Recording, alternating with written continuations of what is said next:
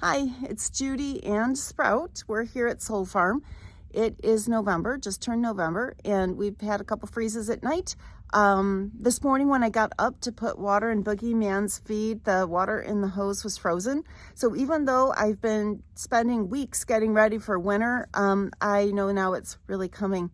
This farm has been in my family for about 50 years, but nobody has ever stayed out here all year yet, not while we've owned it. So we usually turn off the water to the house, we drain the pipes, and while we'll come out for visits and maybe even staying overnight, if the weather's really bad, really cold, or if there's a lot of snow, we just usually would just stay away. But this year I'm going to be out here all year, so I'm getting ready for that. I do have a propane furnace. It's really old though. It was probably installed in the house in the late 1970s. And of course there's going to be power outages to contend with. I do have a generator. That'll help. Price of propane will be going up. So I am probably going to try to rely as much as I can on this little wood burning stove. Actually, it's a pretty big wood burning stove. It will heat most of the house, but it does require a lot of work, and I've been doing this work all summer, actually spring too, if you count cleaning up after the ice storm that we had. We harvest a lot of trees from the woods. I don't need to take down living trees because windstorms knock down a lot of trees on their own, so we have plenty of wood. It's just a little labor intensive. If I'm not cutting and hauling wood from the woods, I'm organizing it back at the ranch here. This is all fresh wood. It's going to have to age, so I'm going to restack it and just leave it outside for most of the winter. But if you go inside, you can see where I am going to store my winter wood. Now, the corn crib here, we have typically used in the summer at retreats. Maybe you remember, here's a lush hot day in the summer. This is Tanya getting ready for massages. The corn crib is where we do the massages. It's got a great atmosphere, and it's just so relaxing and fun. But after the season is over, I clean out all of the massage stuff, and it turns into my place to store and keep firewood dry. So this is what I've got so far. I feel pretty good about this. I know that it isn't all that I'm going to need, but it's a really good start, and sometimes I just go in there and just look at it, just to admire it. I feel kind of proud and good.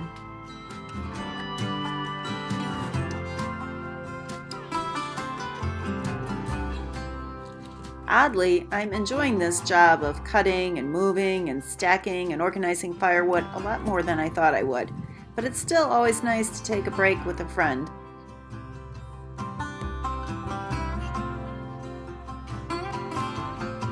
Now, we've never kept the well on all winter, so I'm a little concerned about that. The well is in this corner of the shed, and if you'd like to see what it looks like inside, check out Into the Scary Well. It's an earlier video I did where we go in the well.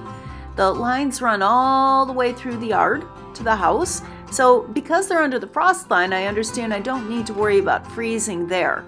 The water lines in the bathhouse are susceptible to freezing, so those are all emptied already. I'm planning to put a heat lamp in the pit of the well to keep everything warm and functioning there. So really, my biggest concern is water for this guy here. This might be a little more of a struggle. As you can see, all of my water tanks are above ground, so they're very susceptible to freezing. So I need to do some insulating of those.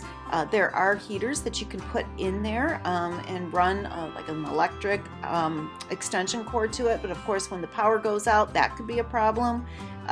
It's been pointed out to me that I do have a pond, so worst comes to worst, old Boogie has water from the pond to drink too. Not only will this be the first time I've got the well running all winter, but it'll be the first time I'm battling snow on my long driveway. I'm on a gravel road, so we're not the first to get plowed by any means. And I've been told I need a good four-wheel drive vehicle. My 1993 Chevy gave us a lot of good memories. I love that truck, but it was barely roadworthy anymore. So I found a 2007 F-150. It took me weeks and weeks of searching, and I think it's going to be just what I need. So that brings us back to our friend Boogie. In addition to water, they need some sort of a shelter. Horses do grow a really thick coat so they can stay outside all winter, but they do need some place out of the wind. And when it's really, really, really, really cold, I want some place to bring him in. This old barn definitely needs some renovations, and it probably will get done next season. But for this season, we've got a couple of plans. First off, Boogie's got this shelter out in the large pasture. This breaks the wind really nicely. It faces east, and most of our wind comes from the west and the north.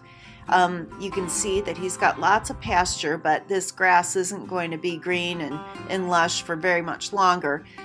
So in addition to the grain that I'll be giving Boogie, we'll be dropping big round bales of hay in the pasture, and that'll keep him well fed. And here's Boogie inside his room. He needs a little decorating, doesn't he? Some posters or something. This is in that old barn I showed you before, and I plan to do some insulating and some work in here to keep it cozier for him on the really cold nights where I bring him in. He'll have a blanket as well.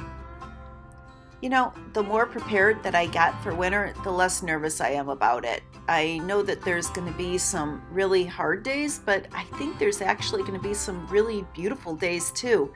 And I'm really starting to look forward to my first winter here at Soul Farm.